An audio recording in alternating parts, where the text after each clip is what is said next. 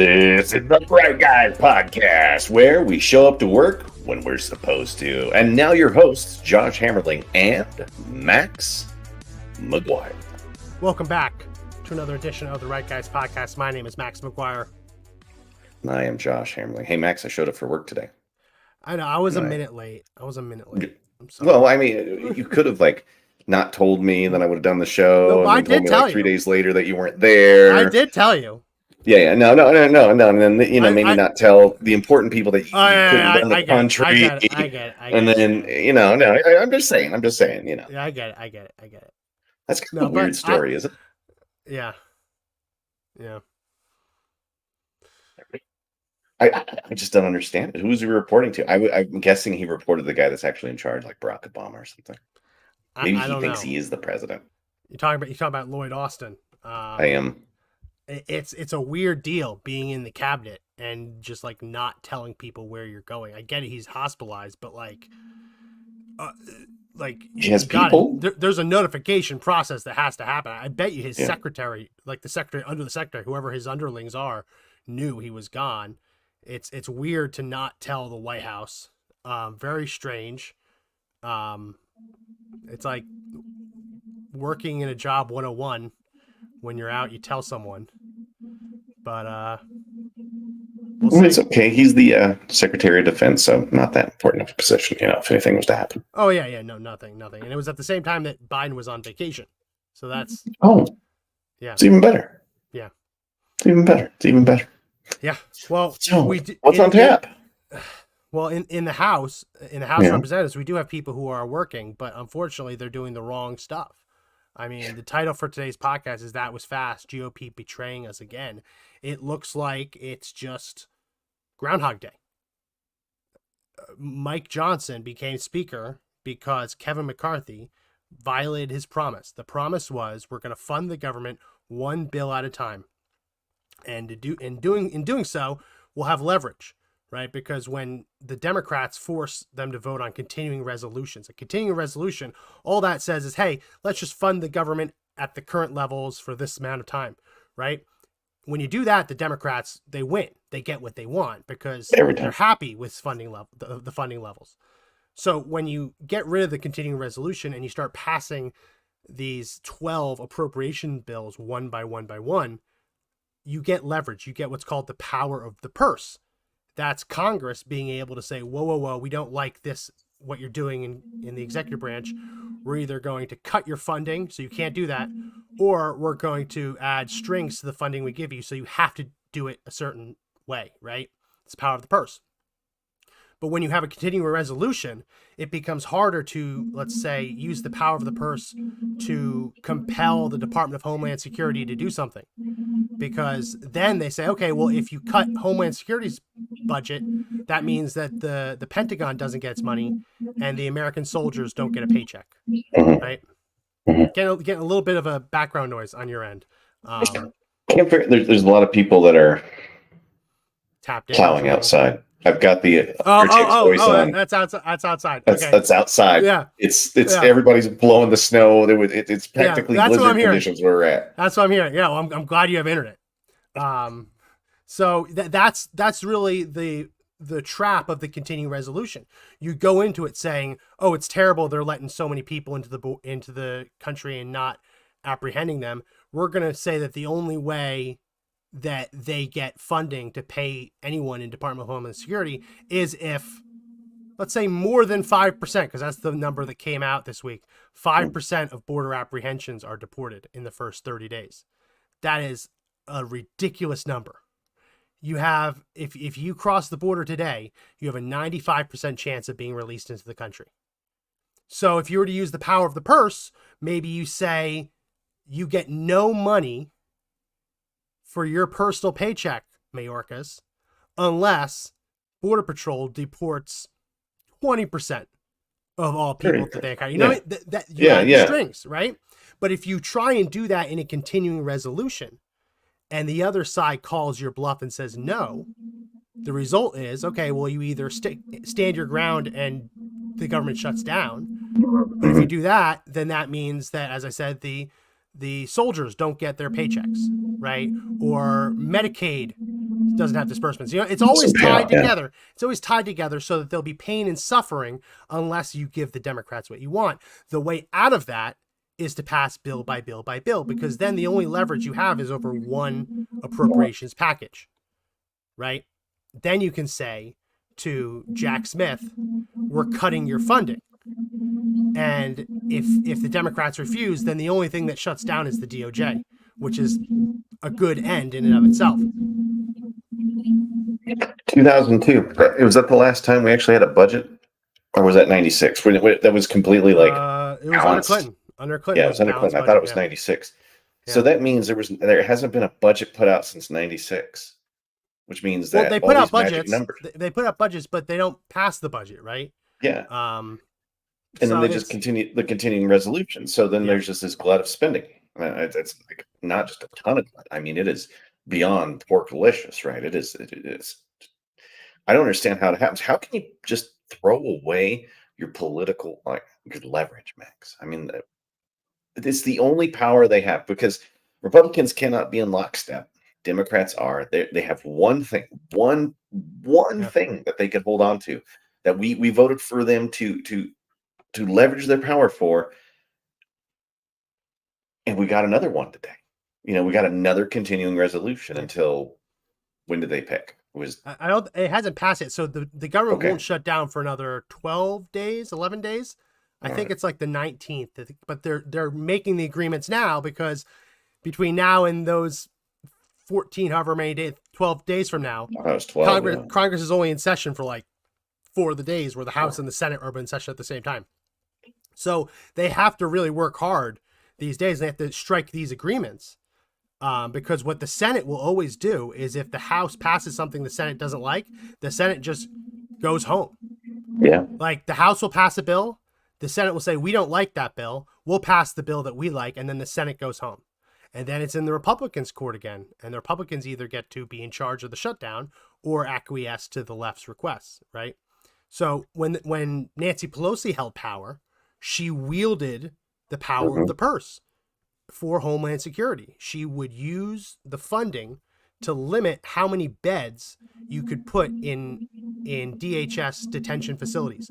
So these are the detention facilities that that illegal aliens would be brought to, right? Apprehended. And so what the Democrats said is, we'll only give you X amount of money, and that money can only go towards this many beds, like 20,000, 30,000 beds. And once those beds are full, oh my goodness, the background noise. I'm trying, man. I got nothing here other than see if you can raise RTX voice higher so that it's 100%. Oh no!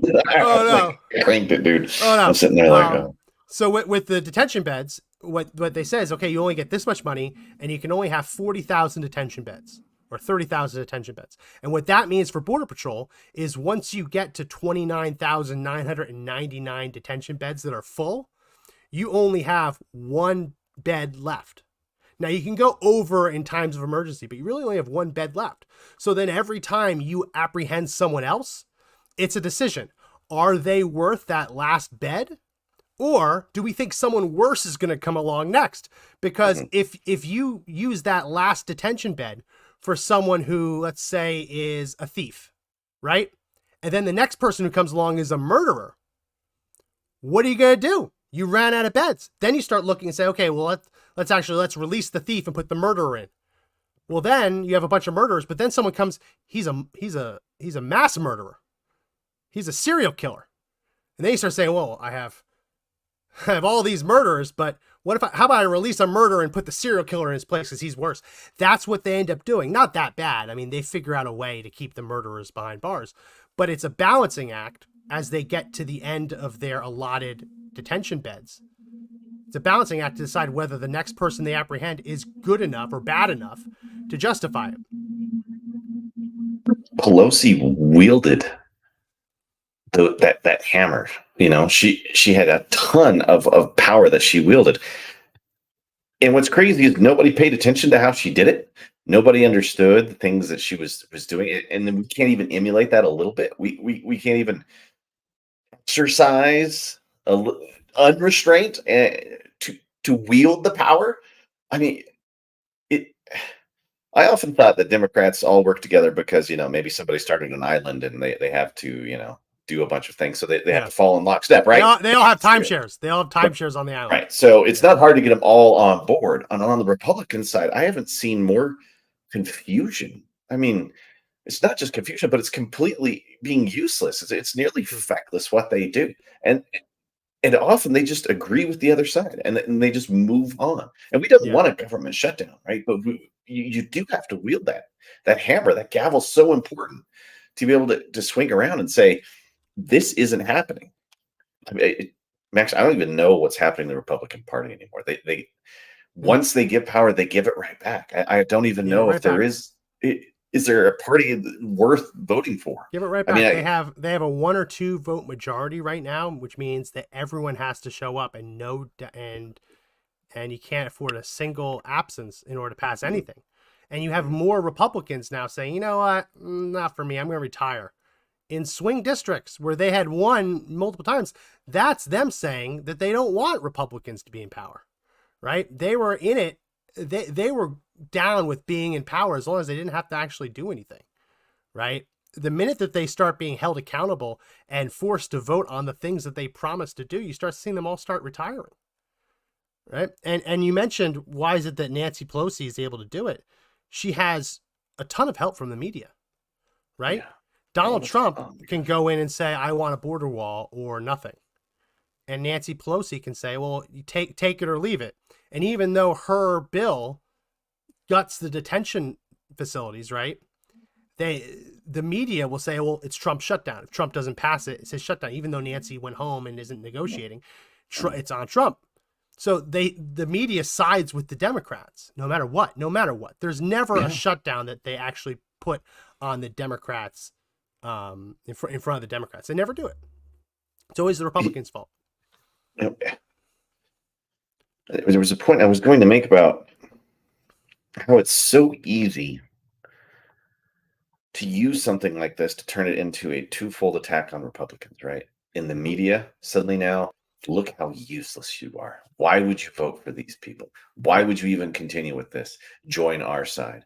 And the second part of that attack is that anything that might be on the conservative or Republican agenda never, ever happens because they're so busy sticking with just trying to fix the continuing resolutions, right? That there's no time to actually do the work of the people, right? Yeah. There's no time that they can spend trying to negotiate, right? Trying to make changes. Once one side has unilateral power, which is essentially what you're kind of seeing here. Yeah. Why have 2 chambers? I mean, why have the House divided at that point? There's just one group making decisions for the whole country. Yeah. And then what do? I mean, who do you vote for? I mean, as a voter, who do you jump to? Who do you end up being a part of? And there's nobody protecting that really conservative voice anymore. There's nobody out there doing our work. And this is where I'll play devil's advocate a little bit. Obviously, we got lots of criticisms from Mike Johnson, Speaker of the House. I think he meant well going into this, but I think the realities of the job revealed that the calendar is structured in a way. I mean, they've been passing continuing resolutions for so long. They've structured the calendar around assuming that the government will be funded through continuing resolutions. The calendar is not structured in a way to give Congress enough days to pass each bill one by one by one, 12 of them. So we covered this on our last show when they had this continuing resolution deal come. I'm going to mute your mic while I talk, just because it's really, really loud. And you can unmute when you're ready. Sorry. It sounds like you're in a tunnel with just wind. So what we mentioned, and people can go back and watch it, was when he came up with this deal for a temporary continuing resolution that would fund the government through January 19th, I think was the day. His intention was that Congress would have enough time in those intervening days to pass the 12 bills. The House of Representatives has, the Senate has not. And what we were worried about was we looked at the calendar and we were very frank that we said there's not enough days. There's like 12 to 15 total days in that month plus period where they could possibly work. And of course, like clockwork, they're running out of time, right? So the schedule is not conducive to actually doing their jobs. They've basically created a congressional calendar and schedule that makes it easy for them to explain why they're not doing their jobs. And remember, they also take off the entire month of August. So when you, at the end of the year, when you run out of time to pass 12 bills to keep the government funding, but you took a whole month off, not to mention 4 or 5 day weekends every weekend, it becomes run hard out to of time. sympathize. Yeah, they ran out of time. No, they deliberately ran out of time. Of course, but that's all we ever hear. Oh, we ran out of time. We couldn't do it. Republicans wouldn't step up to the plate and make a deal happen. That's the headline. That's always the talking point, right? They're the ones that prevented us from getting to what we needed to do. But darn it, if you just vote for us in the next election, you put us in power, we'll make sure it happens each and every time. It's so Mike Johnson is in control of the schedule, right? Well, I mean, he wasn't. He is in charge of the schedule for the next year. Him and the House Majority Leader are in charge of the schedule for the next year. But remember, he inherited a schedule that was created by Kevin McCarthy and his peeps. Mm-hmm. Right. So there was only so much he could do. Yeah, he could have forced people back in, but you start losing support if you start forcing people to cancel family vacations and cancel trips home for holidays. It's never a good look to do that. It's far better to tell everyone, hey, these are the days you have to be there, rather than saying you no longer have Christmas, right? It's a lot harder to get that done. You can technically do it, but you're going to lose support when you do it. But you got to be strong at some point. He has power. Yeah, he's got the power. Change the calendar. You know, if you and I took a month off from our lives and work like that, we'd be broke, right? I mean, why do they get to have an entire month off? I know they're supposed to talk to their constituents, right? They're supposed to go home and get the feel for it. But there's enough going on in their lives, and I'm fairly certain they have a finger on the pulse of what their people want. So why are you not working? Why are you not putting in the hours every day? Why? I don't get August off. Why should they?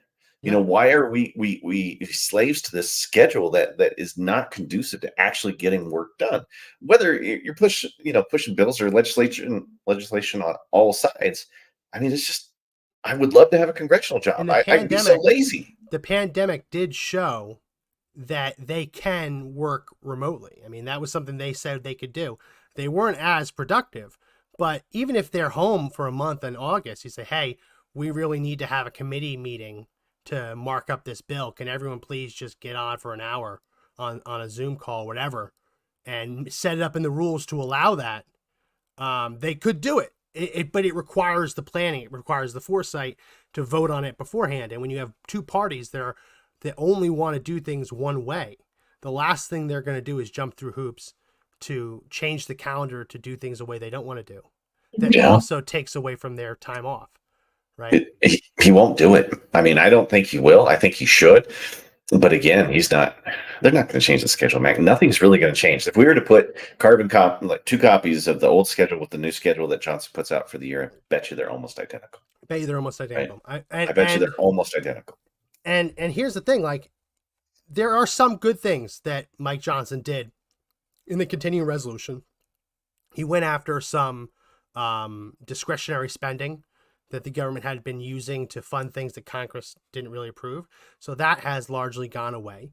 But in getting this CR, I just want to talk about some of the big issues that he completely caved on so far, right?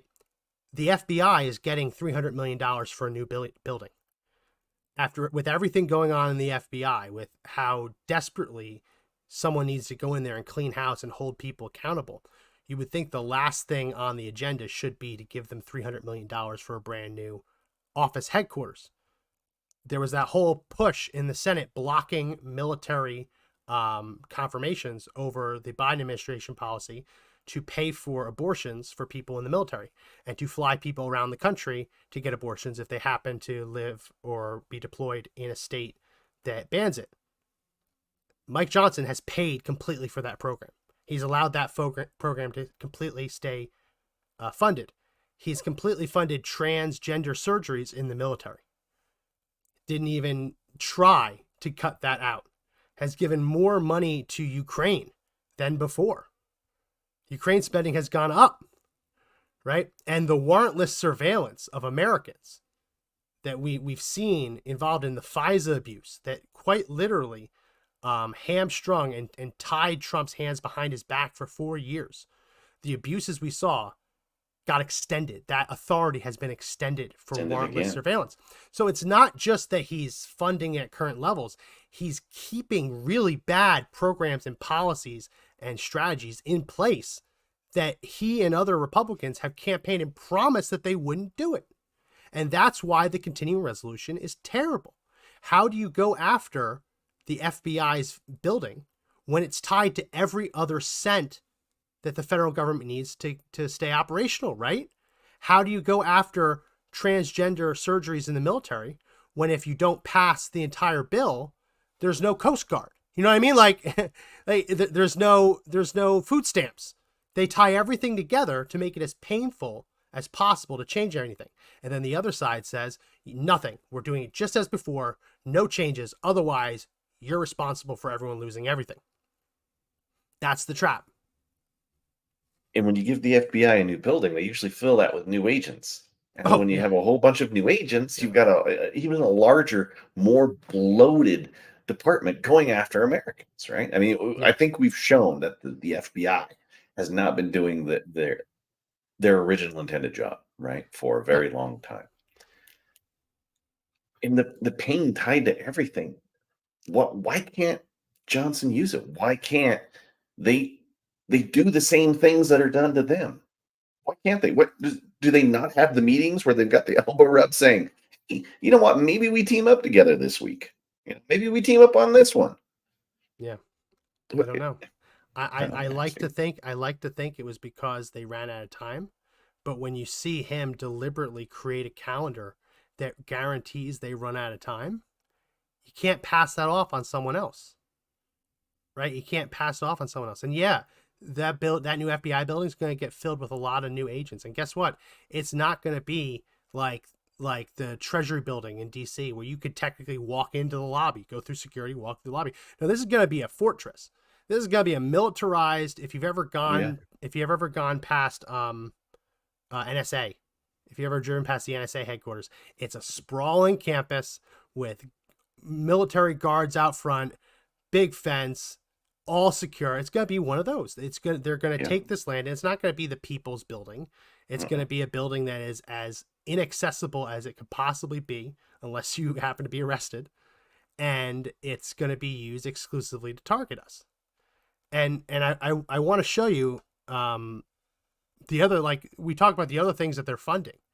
Not just funding the FBI, they're also continuing to fund the January 6th prosecutions. And they're continuing to fund Jack Smith's witch hunt against Trump.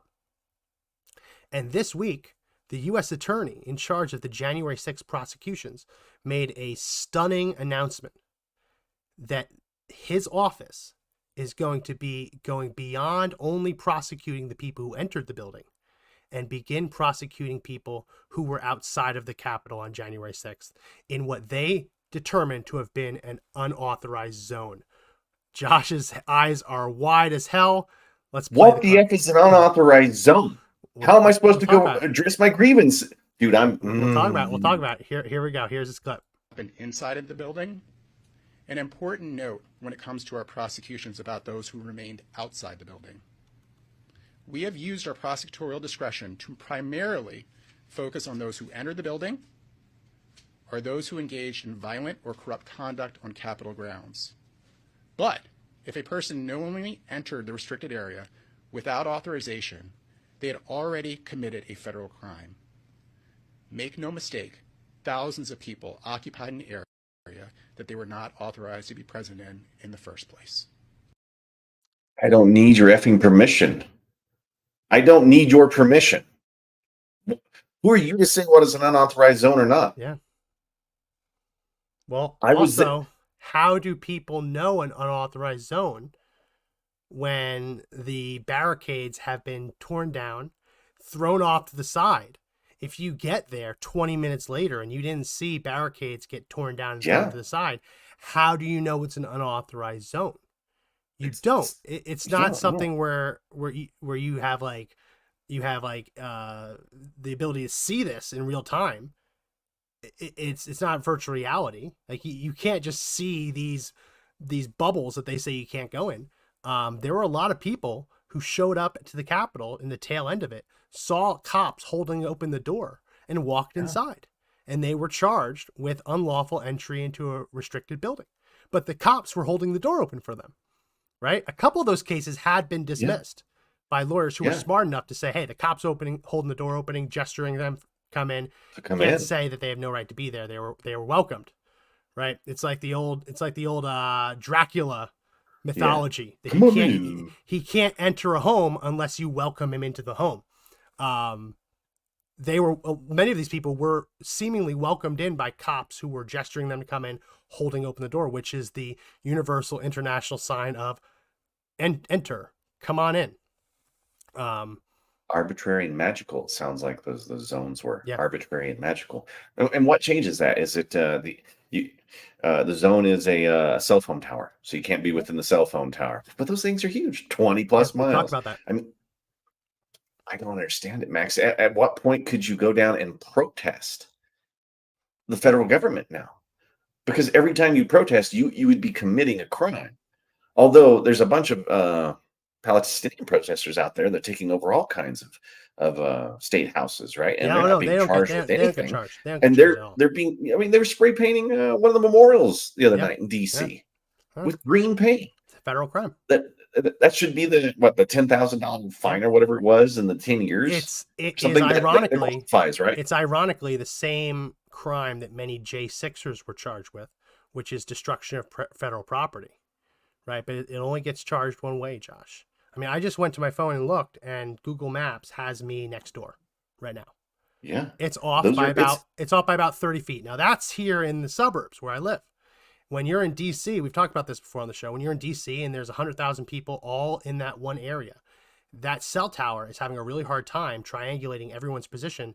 It doesn't have enough ports for that many people to use the cell tower at the same time. That's why if you're ever at a rally on the National Mall, it's really hard to get a cell service and call someone.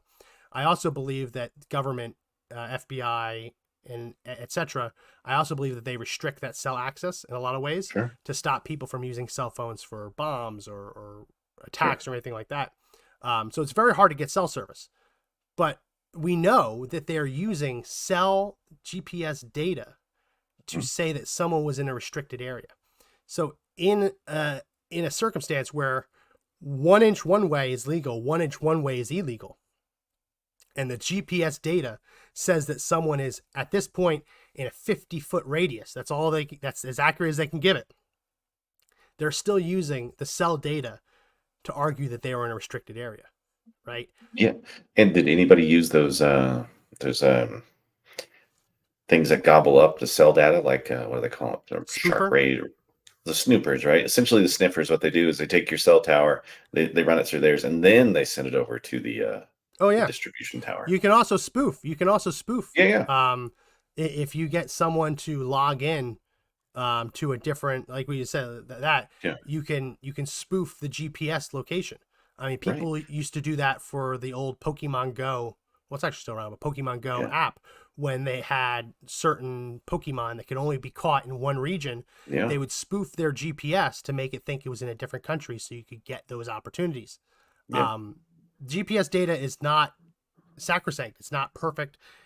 When inches matter, GPS data cannot, especially in a crowd that big with cell towers that overloaded, GPS data and triangulated cell phone data cannot be the basis of these convictions. But what you just heard in that clip is that they now plan, having prosecuted almost everyone who went in the building, they now plan to prosecute everyone who was outside the building with any crime they possibly could. That is not faithfully executing the law. They have identified the people they want punished, and they are going to go through and charge them with whatever they can charge them with to punish them. And if they were gobbling up all those cell signals, and they were most likely also listening on the phone calls and seeing the text messages, so they were collecting evidence on these people for a crime that had even been committed, the magical crime that shows up that's arbitrary in this area. So And they remember were surveilling the also people. I What? don't want to cut you off. Remember that thought, the degrees of separation too. With Mm. these warrantless FISA warrants, the minute that they have someone in the crowd who they have determined is worthy of a warrantless surveillance, anytime they can prove he talked to someone else, that person becomes under their umbrella. So when you're in a crowd and you're talking to a bunch of people, they can presume that you've talked to all these people, and they can start spying on them too. It's absolutely crazy. Go ahead. Sorry, go ahead. Well, yeah, that would be the point, because there would be no end to the web that you could create for the number of people that you could surveil after that has occurred, right? Because, well, what happens if those sensitive areas become arbitrary and move, right? I mean, if you walk up and down the National Mall, it's a big place. They gobble up the information, they somewhat pin you there, and then suddenly they can create the most disgusting large surveillance state that you've ever Yeah. seen. The same one that was renewed, Yeah. right? The same one that was just recently renewed. They're still using it, and they plan on using it because the next one's coming up. All the pieces in place from the last election are still there, and they're going to use the same, because people will come back, Max. If Biden wins this one and Trump loses, Yeah. imagine what DC is going to look like. Yeah. Like, you could not carry with you a phone, right? You could not show your face anywhere in DC, even the airport. They would know you fly in. Yeah, because now could they're do seizing anything. biometric data at these airports now. Have you seen that? It used to be you hand them an ID, and they look at the ID, look at you, and figure out whether you are who you say you are. Now, when you're going to major airports, there's a camera right in front of them, and that camera is taking a picture of your face, and it is then taking a scan of your ID and is determining whether you're the same person. So they're taking your biometric data without your consent and without really notifying you what they're doing. They're claiming that they're deleting it, right? But it never goes away. It's in a database. Just like they said that that they're not allowed to create a gun owner registry, right? But so what do they have? They have a gigantic building full of printed out records, because every time a gun store goes out of business, they seize the records, and they're not allowed to digitize it, though they are illegally doing that. This is literally a building just full of 4473 forms, full of them. Like, so many, Josh. I don't know if I talked about this when we were still at Conservative Daily, but there's so many background checks forms there that the second story floor actually collapsed under the weight of the paperwork. They had put so many boxes of these papers, these 4473 background check forms, on top of each other, that it actually stressed the structural load of the building, and the floor collapsed. So that's the government. That's the government that can't keep. They're not allowed to keep those records, but they figured out the loophole that lets them do it. It's amazing that what they can lose and keep, right? I mean, how many records have been lost over the years? Oh, we can't find that information. We have your reporting for 73 years, so it's okay. That kind of it blows my mind, but here's the look of shock. But they would do that with such information. Why does the government need to give me permission to buy a gun somewhere? Shouldn't. It shouldn't. So why would you collect data like that? To leverage you? To try to maybe say, you know what, you committed a crime and now every gun in your house is a felony. You either have to turn them over and you can never buy one again, or we'll come for you. Yeah, no, that is why I now try to only, like, if I buy a gun online, I used to transfer it through whoever had the cheapest transfer fee, and usually those are like FFLs operating on their kitchen table, where they operate out of their house, right? But what I found is I've bought guns through those FFLs in the past, and they've gone out of business. So now the ATF has my purchase record in that building. So I now, it goes against all of the penny pincher mentality I have.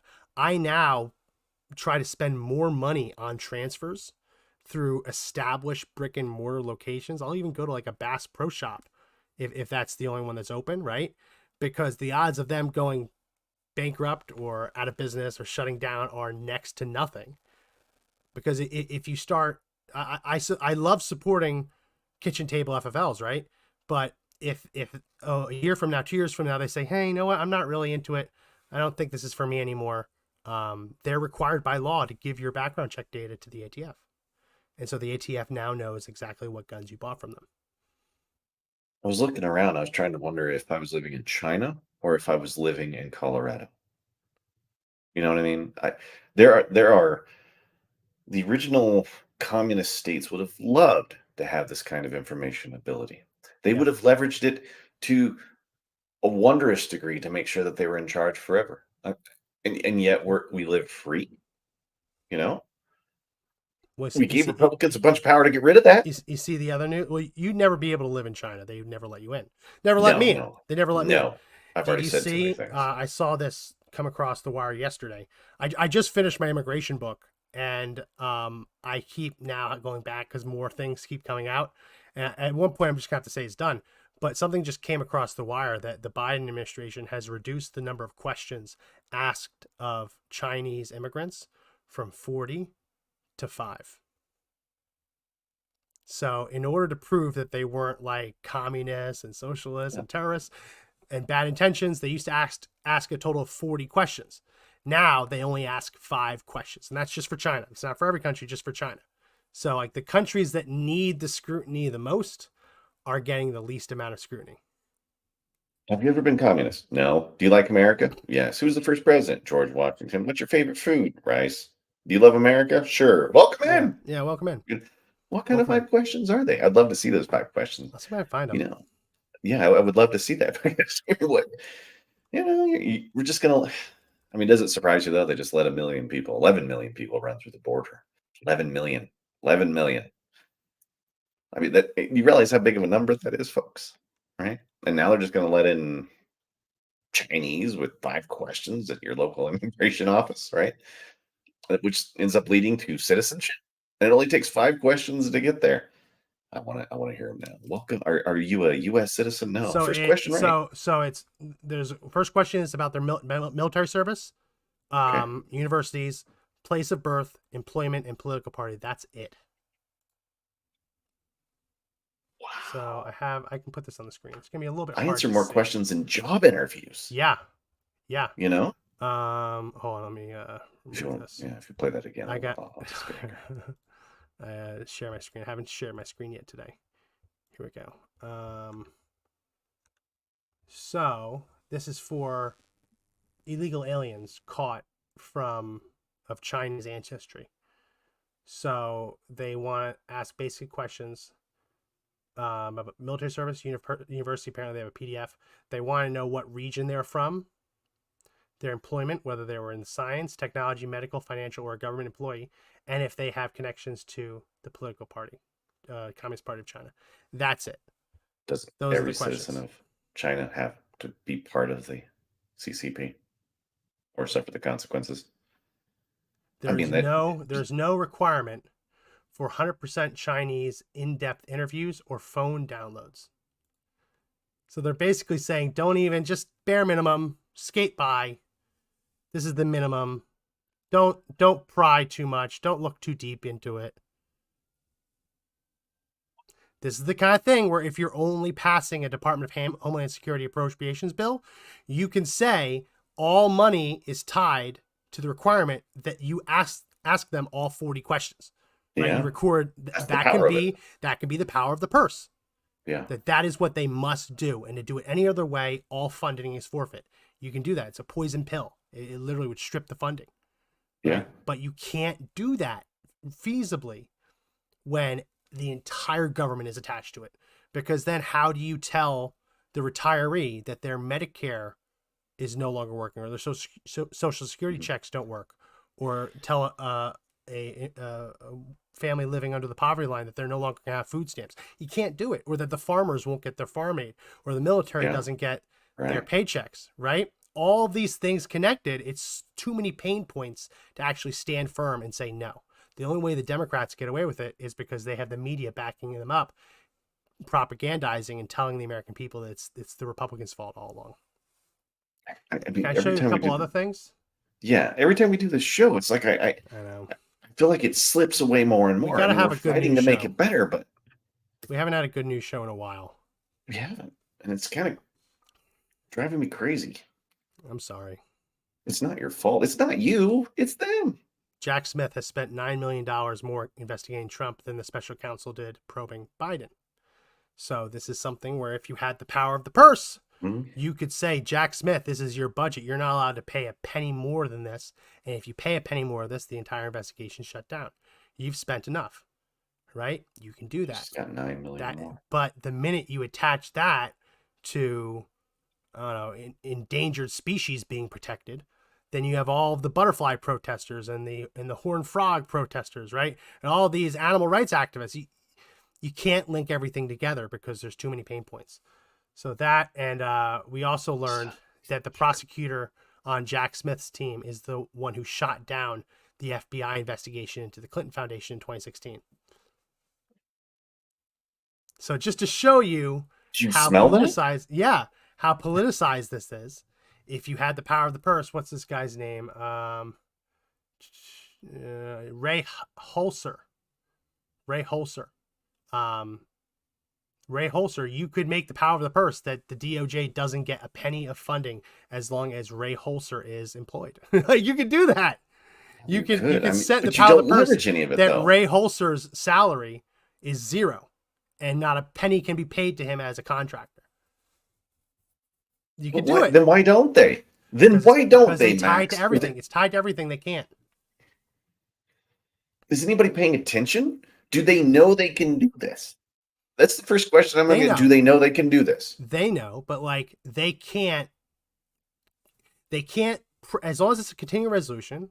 I'll just give more examples. Like they can't push this if it means that the air traffic controllers don't get paid, because then we'll have planes falling from the sky. You know what I mean? It's designed to cause so much chaos if you dare step out of the status quo of just spending the way they have for the last 2 decades. Well, then the outcome is just more of the spending, and there's just going to be a giant black hole until the whole thing collapses. Yes. So do we keep riding this death train all the way to the end off the cliff, or do we actually try to make some change and get some people to do something? And we did. We tried to elect them, and they didn't do shit. If Mike Johnson could actually get them to pass each bill, then you could have those showdowns, right? Then you could have the DOJ showdown. There's no FBI, there's no DOJ, there's no U.S. Attorney's offices anywhere unless you fire Jack Smith, unless you give up your warrantless surveillance, right? They could do they could pay the military separately and then say, okay, the rest of the Pentagon's budget, not connected to military paychecks, you lose everything unless you stop transgender surgeries in the military. It's crazy. It's ridiculous. But you have to get to that point. You have to have the courage to stand your ground and say, no, we agreed to this. You looked at me and you said, we were going to do it this way. So I don't care if you have to stay every day from now until the 19th. We're doing it this way. Get your butts in the seats in the Senate, in the House, and let's pass some bills. Unless you have the courage to do that, you'll never be able to use the leverage because you'll be stuck in this continuing resolution cyclical pattern. God, Max, and it's nothing has changed since the last election. Nothing. Which means that this is just going to continue. Is this ever going to end? I mean, are Republicans ever going to actually do something about it? Because what it looks like right now is that they're going to be funded again until probably later in the summer.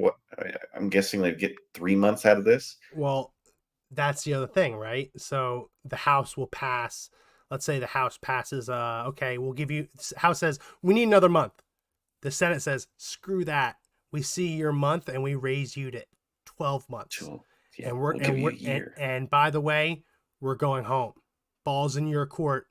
Agree to 12 months or it shuts down tomorrow. Yeah. That's what they do every time. My God. So what you need is a House of Representatives, a Speaker of the House who has the cojones, the chutzpah, as you like to call it, the cojones, as I like to call it, to hand over that 1 month extension. If it has to be, hand over the 1 month extension and literally walk out. Right? Then do it. Walk out.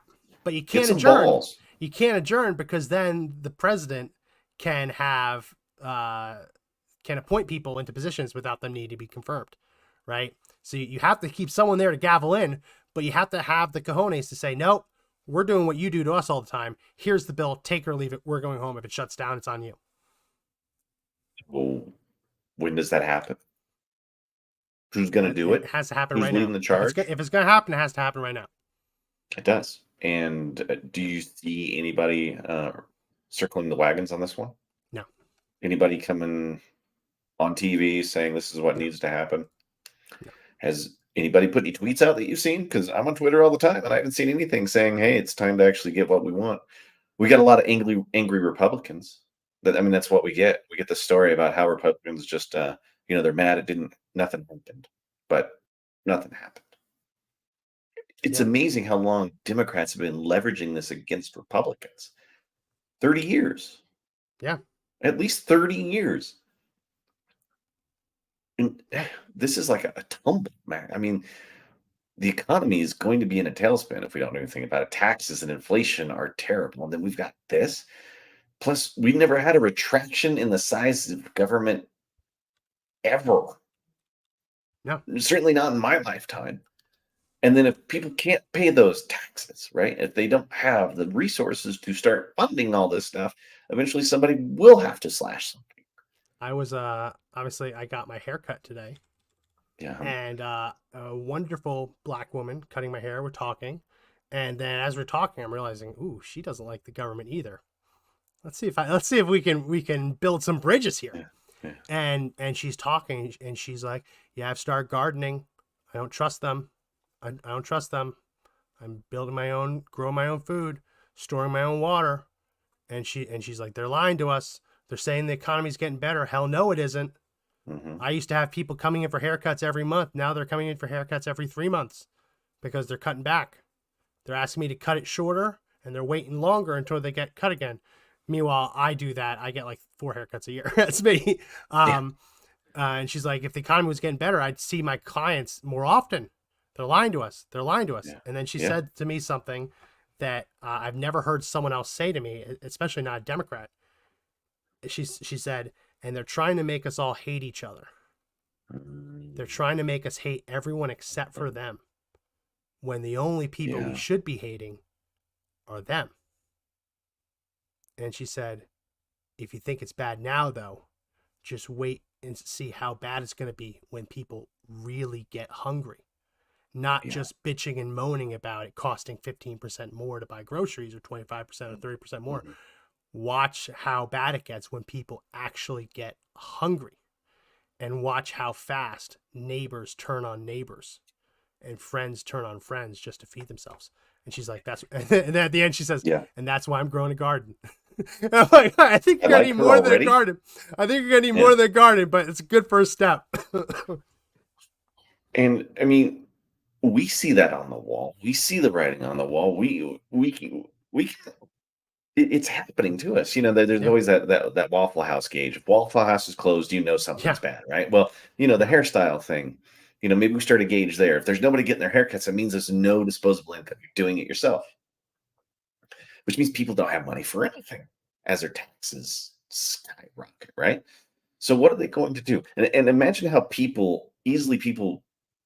easily you can manipulate people once they're hungry, right? Once you get them in a position of weakness, manipulating groups gets easier and easier, and it's easier to create a boogeyman for those groups, right? It's easier to start painting your enemy as that. And then once that happens, you are just one step away from saying, it's time to go take it. Yeah. Go take it. And we've seen what happens in other places and cultures and times when suddenly somebody has a lot and nobody has anything, or nobody's got anything at all. I mean, they eat themselves. And that's what happens. A society will eat itself. And then, who's going to be there to stop anybody from trying to roll over the borders? Who's going to be there to try to stop anybody attacking the U.S.? There will be no one left, right? They'll be too busy eating themselves alive. And maybe you just touched on the goal, right? I think, you've kind of set this up that they want to eat. They want us eating ourselves alive, and they want to pick up the pieces that are left, and then just a new form of government. Maybe somebody rolls in. That's how dictatorships happen. That's how communism ends up creeping in to societies. And listen, this wasn't my theory. This was Kim, nice little hairdresser. She's brilliant. She knows it, right? No, and she sees it. she struck me as a Democrat. I didn't ask her how she Yeah. voted, but she struck me as a Democrat. You know how bad it has to be to get a Democrat to leave, like to go that far out? Because the whole Democrat Party, their whole purpose is to, and I was telling her, I said, how stupid do they think we are? I said, the dumbest thing I've ever seen is Joe Biden saying, look around, this is Bidenflation. This is Bidenomics. You're welcome. You're welcome. I'm like, how dumb is he? Like, the fact that his whole campaign is that things are good and you're just too stupid to realize it. I don't think that's going to be a winning message at all. And all those environmental regulations they're throwing on top of it, trying to shift entirely to EV, would mean that the gas and oil industry, the very lifeblood of our economy and what we like, goes away. I mean, they are completely reimagining and reconfiguring the United States every time they do something. You know, every one of those legislative acts means it's you're sacrificing something. And it's going away. I mean, I love having strong energy in the United States. I love it. There's jobs. There's cheaper gas. You know, there's independence. Certainly. And people prosper from the oil industry. They do, but you know, they've got this cloud over them saying this is all you're destroying the environment. No, there's no proof that the environment's global warming or whatever it is even real. But that's been the tagline to try to destroy us. Or that if we never used fossil fuels again, that it would fix it. Right? I mean, that's the other side of it. One volcano farts and it puts out more stuff than everything in history, right? I know. Ever combined in one volcano. And also like really bad stuff too, like sulfur and other really bad gases too that we don't put out. Yeah. But so we're almost out of time. Do you have any parting thoughts? We do have to have a good news episode soon. We do, because every time we do this, I'm walking away angrier and angrier. I know. And every time I do this, I'm looking for some hope. Yeah. You know what I mean? And then when I see, it might take us a while, but we gotta look and find some good news. When's the last time you saw our elected leaders do what we asked them to do? Look at it. Watch. If they haven't done it in a year or in 12 months or in a decade, maybe it's time to think about who you're putting in office. Maybe it's time to think about what party you're supporting, right? Because they've proven they don't love us, they don't like us, that they only need us for our tax dollars, and they're willing to make us hate each other. I don't know who your hairdresser is, but like, I want to send her flowers for that one, because it's true. I got her card. And I'm going back to Kim. Yeah, I'd send all her business to her because she's wise. I don't even think that this is the best haircut I've ever gotten, but I'm going back to Kim. Yeah, I'm all in on Kim. I mean, I just got to get one. I've always got a mop. You just gotta. My hair's crazy. I got mad scientist hair. I don't care. I get it. I mean, you learn to live with it, right? But that's it. Your hair is trying to form dreadlocks. Dude, it's trying to. It's like it's how it wants to be. I can't do anything with this. Like, I've been trying for years, trying to get that to comb or something. It just doesn't happen. But they just don't care, dude. They don't. Like, they don't care about us. They don't. They just don't. And we keep giving them our power. Yeah. Yep.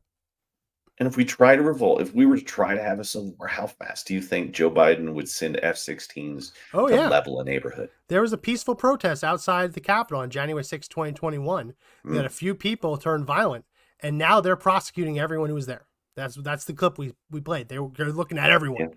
And if you dared step over that line, even though if you didn't know the line was there, if you stepped over the line, you're done. No, and the purpose for that was to scare all of us into not doing anything.